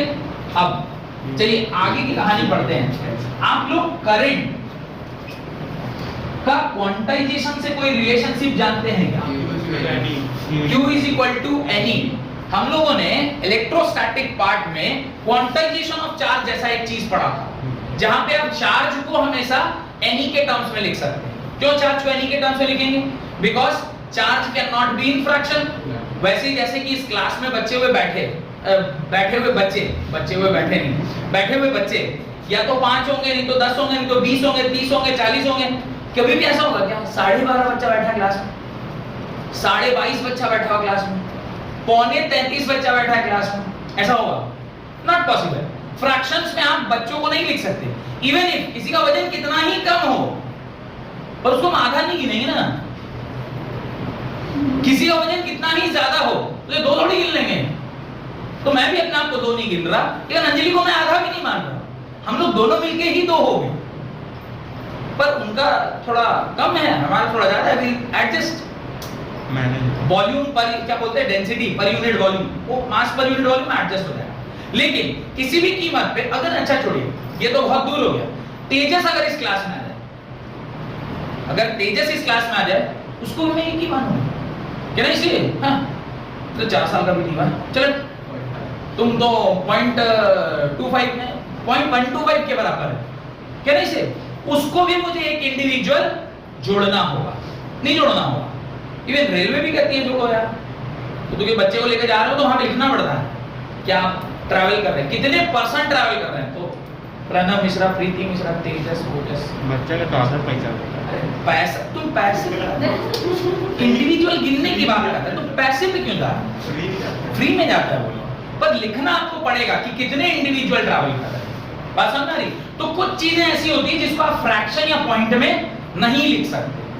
आपने क्वांटाइजेशन ऑफ चार्ज में ये वाला कॉन्सेप्ट पढ़ा था, जैसे कि टेबल, चेयर, अगर ये चेयर, ये जो आप जिस पे बैठे हैं, और ये चेयर का एक पांव टूट जाए, फिर भी इट इज 1 चेयर होगी, यू कैन नॉट से 3-4 चेयर रखा हुआ है, वो एक ही चेयर है, टूटा हुआ है वो बात अलग है। उसके साथ एक क्या संज्ञा, क्या बोलेंगे उसको, एक संधि, वो एक एडजेक्टिव जुड़ गया कि वो टूटा हुआ है, पर अल्टीमेटली वो भी एक चेयर ही है। क्या बोले? विशेषण। भाई एडजेक्टिव का हिंदी विशेषण, वही तो सोच रहा था यार क्या होता है एडजेक्टिव का हिंदी। अब वही कॉन्सेप्ट को ध्यान में रखते हुए जो करंट का फॉर्मूला आपने पढ़ा है I is equal to Q/T, तो ये जो I है इसको मैं NE/T भी लिख सकता हूं, बिकॉज चार्ज जो है वो क्वांटाइज्ड होता है, और N क्या हो सकता है? Any integral number 1 2 3 4 5 6 7 8। आप उसको फ्रैक्शंस में नहीं लिख सकते, ये एक इंटीजर ही होना चाहिए। तो I is equal to NE, ये आप उसके नीचे लिख लें according to the concept of quantization of charge. I is equal to NE के बराबर होगा according to the concept of quantization of charge, where N is the number of charge and E is the charge of the electrode. N is the number of charge, this is the number of charge, and E is equal to charge of the electrode, charge of the electrode, ये charge of the electron. यहां तक मेरे ख्याल से कोई दिक्कत नहीं होना चाहिए। अब करंट एक स्केलर क्वांटिटी है या वेक्टर क्वांटिटी है, ये हमने डिस्कस कर लिया। पर आगे चल के मैं ही आपको बताऊंगा कि करंट को हम वेक्टर के जैसे यूज करना चाहेंगे तो एक क्वांटिटी डिफाइन करते हैं जिसको हम लोग कहते हैं करंट डेंसिटी या इलेक्ट्रिक करंट डेंसिटी। वो क्या है, कई सारे ऐसे जगह हैं जहां पर मुझे करंट को वेक्टर की तरह रिप्रेजेंट करना पड़ता है। जैसे कभी ऐसा भी होगा ना जहां पे मुझे दो वेक्टर का डॉट प्रोडक्ट लेना होगा। डॉट प्रोडक्ट और क्रॉस प्रोडक्ट आपने 11th क्लास में पढ़ा है वेक्टर में। तो दो वेक्टर का अगर मेरे को डॉट प्रोडक्ट लेना है या फिर दो वेक्टर का मुझे क्रॉस प्रोडक्ट लेना है, उसके लिए तो दोनों को क्या होना चाहिए, वेक्टर होना चाहिए। अगर उस हिसाब से देखें तो करंट तो स्केलर क्वांटिटी है, तो इसका तो किसी भी चीज के साथ ना डॉट हो सकता है ना क्रॉस हो सकता है। लेकिन बहुत सारी ऐसी जगह है जहां पे मुझे डॉट और क्रॉस कराना पड़ता है करंट का। तो फिर हाइपोथेटिकली हम लोग खुद से एक ऐसी क्वांटिटी डिफाइन करते हैं, एक ऐसी क्वांटिटी डिफाइन करते हैं जिसे हम वेक्टर के फॉर्म में रिप्रेजेंट करेंगे करंट को। That current is known as current density. ध्यान करिए, ऐसे काम एक बार और हम लोगों ने किया हुआ last chapter. Area vector define किया। एरिया वेक्टर ऐसा दुनिया में कुछ नहीं होता, पर हमने एरिया वेक्टर इसलिए डिफाइन किया था कि कई सारी जगहें थी जहां पर हमें क्रॉस प्रोडक्ट या डॉट प्रोडक्ट एरिया के साथ लेना था। फ्लक्स का डेफिनेशन क्या था, phi is equal to E dot ds। अब वो डॉट प्रोडक्ट चूंकि लेना था मुझे ds के साथ, ds was the area vector, तो चूंकि डॉट प्रोडक्ट था तो मुझे पहले ds वेक्टर चाहिए था। ये दो वेक्टर के बीच में ना डॉट लेंगे, तो वो वेक्टर आपने खुद से बनाया। तो ऐसे ही ये इसलिए मैं इतना डिटेल में मतलब इतना टाइम लेके आपको समझा रहा हूं क्योंकि आप एक तरफ मैं आपसे कह रहा हूं कि current is a scalar quantity, current vector नहीं है। फिर मैं आपसे एक दूसरा कॉन्सेप्ट कह रहा हूं कि कई जगह ऐसा है जहां पे मुझे करंट को वेक्टर की तरह प्रयोग करना पड़ता है। तो उसके लिए हम एक नई क्वांटिटी करंट डेंसिटी डिफाइन करेंगे और बोलेंगे कि ये जो करंट डेंसिटी उसका डेफिनेशन क्या है, कैसे डिफाइन होता है वो छोड़ दीजिए। उस करंट को करंट डेंसिटी का नाम देकर एक वेक्टर क्वांटिटी बनाएंगे ताकि जहां जहां मुझे डॉट और क्रॉस प्रोडक्ट लेना हो वो मेरा आसानी से हो जाए। बात समझ में आ रही? तो current is a scalar quantity but hypothetically for our application purpose we convert this scalar quantity into a vector quantity and that current is known as current density. The current in vector form is known as current density. इसी line को खाली लिख लीजिए। The current in vector form is known as current density. Current density. Unit of current आपने ampere लिखा है। Ampere का दूसरा फॉर्मूला क्या होगा उसको भी जरा ध्यान दें। ऊपर कूलम COLOUMB है ना, थोड़ा ज्यादा हो गया, देख लीजिएगा। और ये क्या होगा सेकेंड, तो I इज इक्वल टू क्या हो जाएगा कूलम पर सेकेंड, और इसी कूलम पर सेकेंड को हम लोग क्या बोलते हैं एम्पेयर। तो यूनिट में ये दोनों ही यूनिट ध्यान होना चाहिए, कूलम पर सेकंड भी और एम्पेयर भी। ज्यादातर क्या यूज में आता है, एम्पेयर यूज में आता है, पर कूलम पर सेकंड भी कहीं लिखा हो तो ये नहीं सोचना है कहां से आ गया ये क्या है, तो उसके नीचे ये भी लिख लीजिएगा।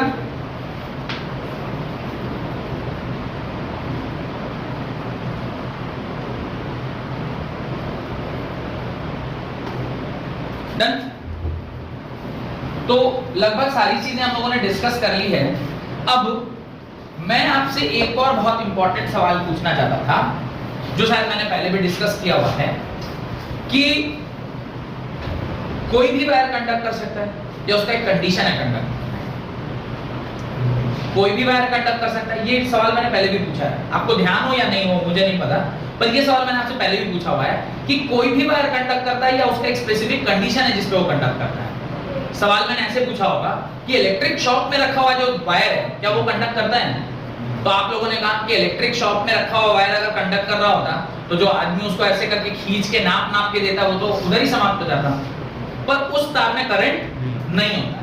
लेकिन आप उस तार के साथ ऐसा क्या कर देते हैं कि उससे ये बल्ब जलने लग जाता है? तो आप बताएंगे हम उसमें क्या क्रिएट कर देते हैं? पोटेंशियल डिफरेंस क्रिएट कर देते हैं। तो पोटेंशियल डिफरेंस का creation is very important. Potential difference नहीं होगा तो करंट फ्लो नहीं करेगी। अब जरा इसके हम बैकग्राउंड पिक्चर में जाते हैं और कोशिश करते हैं कि करंट इलेक्ट्रिसिटी को जो आप इलेक्ट्रोकेमिस्ट्री पढ़ रहे हैं उसके साथ आप जोड़ने का कोशिश करें, क्योंकि आप उधर आपसे इलेक्ट्रोकेमिस्ट्री पढ़ रहे हैं, यहाँ आप इलेक्ट्रिक करंट पढ़ रहे हैं और दोनों एक साथ ही पढ़ रहे हैं, तो दोनों का साइंस समझ में आना चाहिए। वहां का साइंस अंदर और यहाँ का साइंस बाहर। कल भी ये बात मैंने आपसे कहा था कि जब आप बाहर वाली चीजों के बारे में पढ़ रहे हैं तो वो कौन से चैप्टर में पढ़ेंगे? Electric current. और जो उसके अंदर वो जो बैटरी या सेल जिसको आप बोलते हो उसके अंदर की पढ़ाई कहाँ पढ़ेंगे? इलेक्ट्रोकेमिकल सेल के अंदर। तो अभी हम लोग वो थोड़ा सा समझते हैं कि एक्चुअली कंडक्टर के साथ क्या होता है। और फिर देखिए, अब मान लीजिए ये मेरा वायर है, ध्यान से देखिएगा, दिस इज माय वायर। इस वायर में इलेक्ट्रॉन्स होंगे पहले से रखे हुए।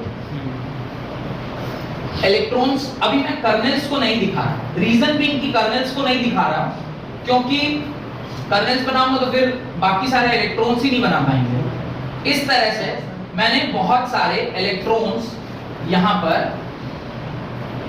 बना दिए।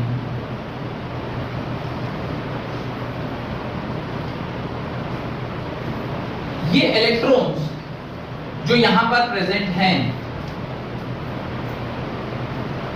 ये इलेक्ट्रॉन्स जो यहां पर प्रेजेंट हैं, ध्यान से देखिएगा, ये रैंडमली कहीं से कहीं मूव कर रहे होते हैं। ये रैंडमली कहीं से कहीं मूव कर रहे होते हैं। ये कहानी पहले सुनाई थी क्या? मुझे याद आ रहा है कि मैंने ऐसा सुना रखा है आपको। ये रैंडमली कहीं भी मूव कर रहा होता है, कहीं भी मतलब कहीं भी। तो होता क्या है कि ऐसा नहीं है कि इलेक्ट्रॉन्स मूव नहीं कर रहे हैं। उस बाजार में रखे हुए या उस दुकान में रखे हुए वायर में भी मूवमेंट ऑफ इलेक्ट्रॉन तो हो ही रहा, और condition is movement of electron या vibration of electron produces electricity. तो मूवमेंट ऑफ इलेक्ट्रॉन तो यहां भी हो रहा है जो वायर इलेक्ट्रिसिटी शॉप में रखा हुआ है। लेकिन ऐसा क्या हो जाता है पोटेंशियल डिफरेंस डालने पर, और अभी वैसा क्या नहीं हो पा रहा है उसको समझते हैं। पहले भी मैंने ये कॉन्सेप्ट आपको सिखाया हुआ है, पर इस जगह पर सिखाना इसलिए जरूरी है क्योंकि फ्लोइंग ऑफ करंट का कॉन्सेप्ट आपको इस जगह पे ज्यादा अच्छा समझ में आएगा, क्योंकि यहां पर ही हम लोग आगे चल के फिर इससे रिलेटेड सारी कहानी पढ़ेंगे। तो हो क्या रहा होगा कि इलेक्ट्रॉन्स तो अब भी मूव कर रहे हैं, पर जो रैंडमनेस है वो अगर 100 इलेक्ट्रॉन इस तरफ भाग रहे होंगे तो उसी टाइम पे 100 इलेक्ट्रॉन्स पीछे की ओर भाग रहे होंगे, तो नेट इंपैक्ट क्या हो जाएगा?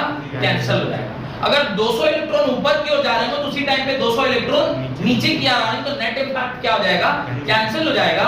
और जिसकी वजह से इसका एक यूनिफॉर्म एक पर्टिकुलर डायरेक्शन में इसका मूवमेंट नहीं हो पाएगा। तो इलेक्ट्रॉन्स को अगर आप किसी पर्टिकुलर डायरेक्शन में मूव कराना चाहते हैं तो आपको क्या करना पड़ेगा? आप इसके अक्रॉस पोटेंशियल अप्लाई करोगे। जब आप इसके अक्रॉस पोटेंशियल अप्लाई करोगे, पोटेंशियल कैसे अप्लाई करोगे? That will be applied with the help of a battery और अ सेल। उसकी कहानी आप इलेक्ट्रोकेमिस्ट्री में देख रहे हो कि पोटेंशियल कैसे पैदा होगा। तो आज कल लास्ट क्लास में तो हमने देखा कि बैटरी है, वो डैनियल सेल था, डैनियल सेल के अंदर 1.1 वोल्ट होता है। अभी आपको ये पता नहीं कि 1.1 वोल्ट कैसे होता है, आपको पता है कि 1.1 वोल्ट होता है। मैं बोल रहा हूं कि सपोज मैंने इसको कोई डैनियल सेल लिया, किसी भी बैटरी से ऑपरेट किया, एक बैटरी से किया तो 1.5 वोल्ट का मैंने पोटेंशियल क्रिएट कर दिया बैटरी की मदद से। 1.5 वोल्ट अगर एक बार मेरा क्रिएट हो गया, इधर पॉजिटिव चार्ज इधर नेगेटिव चार्ज, तो अब जो ये रैंडमली कहीं से कहीं मूव कर रहे थे, क्योंकि ये इलेक्ट्रॉन है और इलेक्ट्रॉन के ऊपर कौन सा चार्ज होता है? Negative charge. ये पॉजिटिव चार्ज है, पॉजिटिव नेगेटिव को अपनी ओर क्या करता है? अट्रैक्ट करता है। ये सारे इलेक्ट्रॉन अब एक स्पेसिफिक डायरेक्शन में क्या करने लग जाएंगे? मूव करने लग जाएंगे। इस प्रकार से इनका डायरेक्शन जो है वो जो रैंडम डायरेक्शन में मूव कर रहा था वो क्या हो जाएगा? एक पर्टिकुलर डायरेक्शन में ये लोग क्या करने लग जाएंगे? मूव करने लग जाए। और जब ये एक पर्टिकुलर डायरेक्शन में मूव करेगा तो नेट इंपैक्ट जो पहले हमें नहीं दिख पा रहा था वो अब हमें क्या करने लग जाएगा, दिखने लग जाएगा। तो जो पहले हमें नहीं दिख पा रहा था वो वाला इंपैक्ट अब हम देख पाएंगे और पूरा का पूरा इलेक्ट्रॉन का मूवमेंट यानी फ्लो ऑफ इलेक्ट्रॉन इस डायरेक्शन में होने लगेगा। फिर याद रखिएगा मैं लिख फ्लो ऑफ इलेक्ट्रॉन रहा हूं पर एक्चुअली इलेक्ट्रॉन फ्लो नहीं करता है, only energy gets flown from one end to another. ये अपनी जगह पर वाइब्रेट करके अगले वाले को क्या करता है, एनर्जी ट्रांसमिट करता है। जैसे कि अंजलि ने अपने दोस्त को एनर्जी ट्रांसमिट किया था और वो एनर्जी धीरे धीरे ट्रांसमिट होते होते होते होते सोवेन तक पहुंच गई थी और सोवेन जाते जाते बोला सर ऐसा मिलन करा के क्या फायदा, इसको पूरा मिले, उनको पूरा मिलन चाहिए। नींद ज्यादा देख रहा है।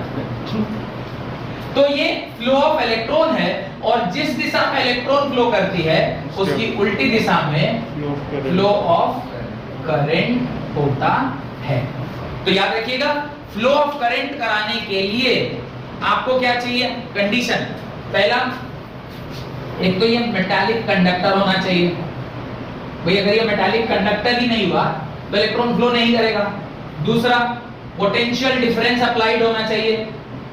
अगर पोटेंशियल डिफरेंस अप्लाइड नहीं होगा, डिफरेंस अप्लाइड नहीं होगा तो भी करंट नहीं फ्लो करेगा। और तीसरा एक और कंडीशन, यहाँ पे मैंने सर्किट पूरा कंप्लीट बनाया नहीं है पर सर्किट क्या होना चाहिए, क्लोज होना चाहिए। तो मैंने सर्किट चूंकि नहीं बनाया, सिर्फ मेटालिक पार्ट बनाया है, पर अगर ओवरऑल में आप करंट फ्लो कराना चाहते हैं तो सर्किट भी क्या होना चाहिए, कंप्लीट होना चाहिए। यानी सर्किट बस बोलो सर्किट का स्पेलिंग करो, CIRCUIT। देखो तीन बार CIRCUIT जानते हैं कहाँ गड़बड़ा गया। कल से मैंने ये वाला CUIT आपको ध्यान होगा कल भी मैंने ये सर्किट लिखा था, लेकिन मेरा सर्किट लिखा नहीं गया अभी आज। सर्किट क्लोज होना चाहिए, सर्किट क्या होना चाहिए, ठीक है वो समझ रहा हूँ, तुम सर्किट लिखा हुआ है हो गया। हाँ वो भी समझाएंगे, सब पढ़े लिखे बच्चे रहते हैं। ये क्या है, सर्किट क्लोज। ये तीन कंडीशन जब होगा तभी करंट फ्लो करेगी। Condition for flowing current, condition for flowing current. क्या क्या कंडीशन में करंट फ्लो करता है। पहले डायरेक्शन बनाइए, आपके पास 2-3 पेन, कलर वाला पेन होना चाहिए। पहले रैंडम डायरेक्शन बनाइएगा, फिर उसको पोटेंशियल अप्लाई करके एक पर्टिकुलर डायरेक्शन में भेजिएगा और फिर ये उसके नीचे लिख के ये कंडीशन डालिएगा। 3 कंडीशन होते हैं। पहला मेटालिक कंडक्टर होना चाहिए। अगर ये नॉन मेटल है तो क्या हो सकता है, graphite. Graphite is the only non metal which conduct electricity. उसके अलावा सारे मेटल्स ही कंडक्ट करते हैं। Next potential difference applied. अगर पोटेंशियल डिफरेंस नहीं होगा तो इलेक्ट्रॉन एक स्पेसिफिक डायरेक्शन में मूव नहीं करेगी। और तीसरा और सबसे महत्वपूर्ण कि भाई सर्किट अगर कंप्लीट नहीं है तो काम चलने वाला नहीं है। सर्किट कंप्लीट होना बहुत बहुत बहुत बहुत बहुत जरूरी है। ये कंडीशंस यहां तक आपने लिख लिया, ये कंडीशन भी आपने लिख ही लिया होगा ऐसा मैं मानता हूं। उसके नीचे 2 बातें बहुत महत्वपूर्ण। पहला कि करंट एक्सेप्ट मेटल्स और कहां फ्लो करता है। एक ऐसी जगह है जहां पे करंट बिना मेटालिक कंडक्टर के फ्लो करता है, दैट इज लाइटनिंग। जब बादल कड़कता है या लाइटनिंग होती है तो कुछ दिन पहले, शायद 3 या 4 दिन पहले जमशेदपुर में भी उसका एक बड़ा बेहतरीन नजारा देखा। रात भर चमकता रहेगा, मतलब लगभग 12 बजे रात स्टार्ट हुआ, करीब 4:30-5 बजे सुबह तक चलता रहा। मतलब अगर कोई सिर्फ उसी की आवाज से अगर उठ सकता था तो रात भर जगा हुआ, मतलब पूरी रात लाइटनिंग होती रही। और बहुत दिनों के बाद ऐसा, मतलब in my entire 28-29 years of life मेरे को पहली बार ऐसा हुआ कि रात भर बिजली कड़कती रहती। शायद मेरे को लगता है रिवर्स इंपैक्ट ऑफ याश था। नो, हवा ही तो ट्रैवल करती है ना। लाइटनिंग का बेसिक कॉन्सेप्ट क्या होता है, अभी देखिए क्या हुआ, लो प्रेशर क्रिएट होता है। लो प्रेशर क्रिएट हुआ तो हवा मूव करता है। फिर जब इधर अगर हवा मूव कर गया फिर कहीं और लो प्रेशर होगा, लो प्रेशर होगा तो हवा रिवर्स आएगी। अच्छा, अभी जा रही थी हवा, अभी आने लगी, तो जो अभी उधर से आ ही रही है और जो इधर से जा रही है अगर टकरा गई तो क्या होगा, चार्ज प्रोड्यूस होगा, क्योंकि फ्रिक्शन, घर्षण होगा ना हवा से। आदमी का हाथ टकरा जाता है तो गर्माहट हो जाती है। हवा हवा से टकरा रहा है, वही फास्ट मूविंग विंड अगर टकरा रहा है तो चार्ज डेवलप होगा, और जहां चार्ज वहां electricity, moving charges produces electricity. इतना चार्ज कि 10 raise to the power 6000 ampere के आसपास, 10 रेज़ पावर 6 एम्पेयर के आसपास का करंट वहां पे डेवलप होता है। 10 raise to the power 6 thousands of ampere के बराबर करंट वहां प्रोड्यूस होता है। बोला जाता है कि अगर उस करंट को आप किसी भी तरीके से स्टोर कर सके तो उतनी एनर्जी एक लाइटनिंग में है कि 10 साल 15 साल किसी कंट्री को इलेक्ट्रिसिटी प्रोड्यूस करने की जरूरत नहीं है। स्टोर नहीं करता। पर हम लोग स्टोर नहीं कर सकते। उसके दो कारण हैं, एक कि वो गिरेगा कहां किसको पता होता है, दूसरा अगर आप उसको गिरा भी लें तो वैसी बैटरी कहां चलाएंगे जिसमें उतना पावर स्टोर कर लें आप। Current is equal to power I square R। आप मुझे बैटरी कहां से पैदा करेंगे जिसमें इतना अमाउंट ऑफ चार्ज, आप तो 12 वोल्ट में आज खेल रहे हैं, 12 वोल्ट बहुत ज्यादा है, तो आपके पास ऐसा अभी डिवाइस नहीं बना है। लेकिन कहा जाता है कि अगर इतना कोई ऐसी डिवाइस हम बना लें जिससे कि आप एनर्जी को स्टोर कर सकें, बैटरी को छोड़कर, बैटरी में तो आप कितना ही एनर्जी स्टोर करेंगे, बहुत कम, कैपेसिटर में भी करेंगे तो कम, 10 रेज़ पावर 6 इतनी एनर्जी, क्योंकि करंट है तो वहां एनर्जी में पावर, तो उसको आपको स्टोर करना है, पर हम नहीं कर सकते। और यही कारण है कि बड़ी बड़ी बिल्डिंगों में आप देखेंगे वो रॉड्स वगैरह, क्या बोलते हैं उसको, लाइटनिंग रॉड्स, वो लगाते ताकि बिल्डिंग सेफ रहे। इवन जब बारिश होती है तो लोग बोलते हैं ग्राउंड वगैरह, प्लेग्राउंड में मत खेलिए, आप बाहर जाइए। परसों का न्यूज मैंने पढ़ा था लाइटनिंग के अगले सुबह का, 2 फुटबॉल प्लेयर, बारिश हो रही थी, वो ग्राउंड में खेल रहे थे, अचानक बारिश स्टार्ट हुई, वो पेड़ के नीचे गए और लाइटनिंग पेड़ के ऊपर गिरी और वो दोनों के दोनों समाप्त हो गए। तो कोई बहुत बड़ी बात नहीं है कि लाइटनिंग जनरली पेड़ से गिरती है, क्योंकि वो खुला मैदान देखते हैं ना, कहां जा सकते हैं, और खुला मैदान, कुछ वर्टिकल प्रोजेक्शन। तो आपको ये भी आश्चर्य होगा, कुछ दिन पहले ये जो अपना आगे वाला लाइट मास्ट है, कॉर्नर पे जो बड़ा वाला लाइट लगा है, उसके ऊपर लाइटनिंग गिरी थी, तो मेरा पूरा ये बल्ब सारा उड़ गया था। आपको ध्यान होगा एक टाइम पे मेरे को पूरा ही बल्ब बदलना पड़ा। आप लोग नहीं थे तब, ये लोग भी रहे होंगे, या आपका सीनियर बैच रहा होगा, पूरा का पूरा बल्ब ही चेंज करना पड़ गया, सारा बल्ब, पूरा एक झोला बल्ब वहां रखा हुआ था। आपको ध्यान होगा कि मैंने कहा देखो इतना सारा बल्ब अभी फ्यूज हुआ है, एक ही दिन में पूरा बल्ब फ्यूज हुआ, वो लाइटनिंग की वजह से। इतना पावर क्या झेलेगा ये, फ्यूज हो जाएगा। समझ में आ रहा है? तो ये बहुत इंपॉर्टेंट है, लिखिए, the electric current which flows during the lightning, the electric current which flows during the lightning is of the order tens of thousand, is of the order tens of thousand, tens of thousand means 10 raised power 4, 10 raised power 5 ampere के आसपास का होगा। however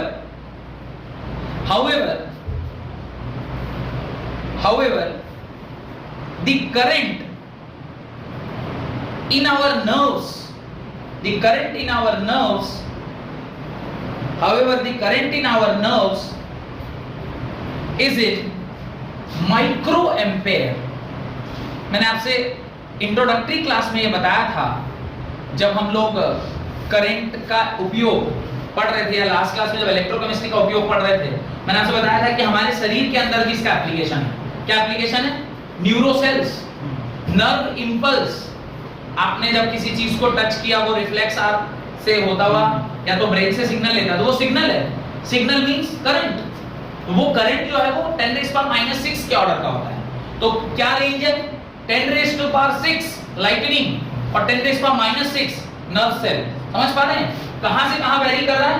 10 rays power -6 ampere से लेकर 10 rays power +6 तक ये vary कर सकता है। इतना छोटा भी हो सकता है और इतना बड़ा भी हो सकता है। और जो करंट हम लोग डे टू डे लाइफ में यूज करते हैं वो कितना है? जो करंट हम लोग यूज करते हैं 1 एम्पीयर, 1.5 एम्पीयर, 3 एम्पीयर, 4.5, 5, 15 एम्पीयर तक लास्ट हम लोग यूज करते हैं। एसी, फ्रीज और तमाम तरह की जो बड़ी डिवाइसेस हैं उसको यूज करने के लिए आप 15 एम्पीयर यूज करते हैं, 15 एम्पीयर करंट। देखिए ये बड़ा वाला स्विच बोर्ड है, ऊपर वाला स्विच बोर्ड, ये ऊपर वाला स्विच बोर्ड क्या होता है? 15 एम्पीयर का है। और जो छोटा वाला है, हम लोग के घर में 2 ही तरह का स्विच होता है, एक बड़ा वाला जिसमें एसी का सॉकेट जाता है और एक छोटा वाला जिसमें हम चार्जर डालते हैं। चार्जर वाला जो है वो आइदर 1.5 या 3, वो एक्चुअली पूरा 3 का होता है और उसमें आप दो तरह से पिन डाल सकते हैं। एक तो आप सिर्फ 2 ही होल में डालें, तो 2 होल में डाला तो वो 1.5 एम्पीयर। कुछ ऐसा होता है आयरन वगैरह जिसमें 3 पिन होता है, 3 पिन डाला तो 3 एम्पीयर।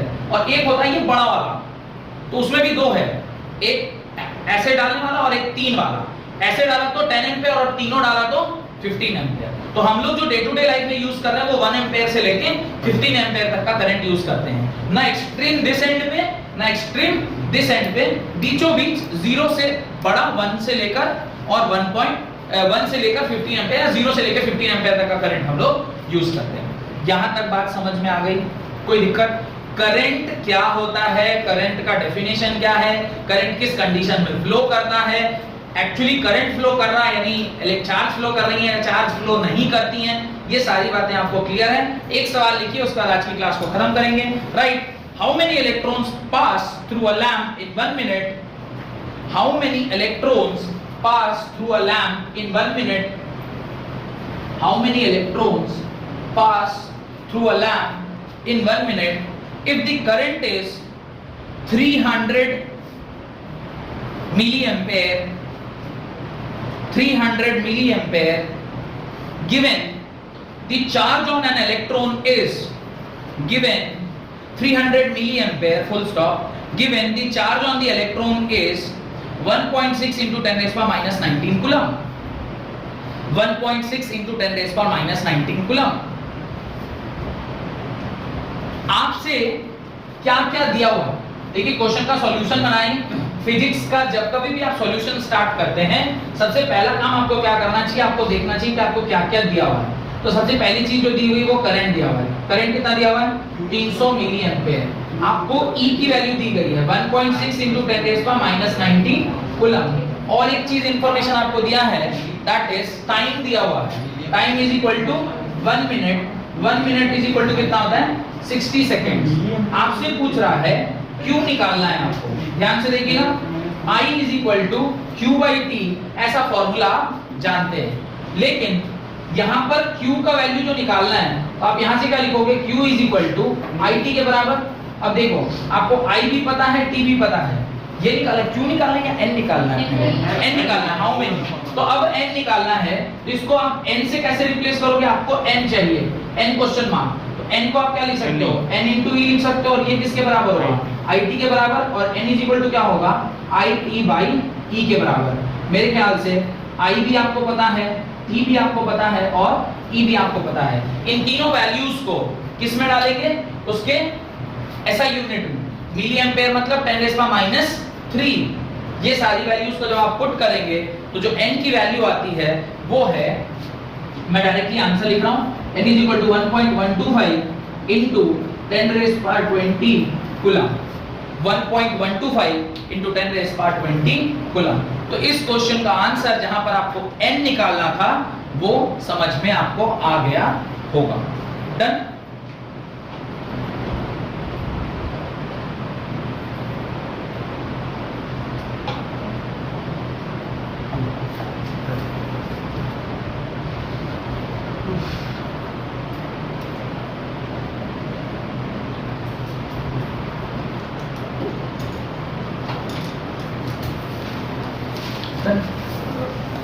ये क्वेश्चन भी समझ में आ गया?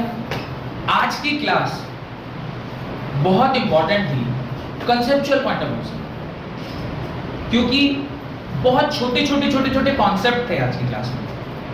हर कॉन्सेप्ट अपने आप में बहुत इंपॉर्टेंट। इंट्रोडक्टरी क्लास थी करंट इलेक्ट्रिसिटी की, पर बहुत ज्यादा इंट्रोडक्शन की इसलिए आवश्यकता नहीं थी क्योंकि करस्पॉन्डिंगली आप इलेक्ट्रोकेमिस्ट्री भी पढ़ रहे हैं, तो वहां पे भी मैं यही सारी बातें बोल रहा हूँ।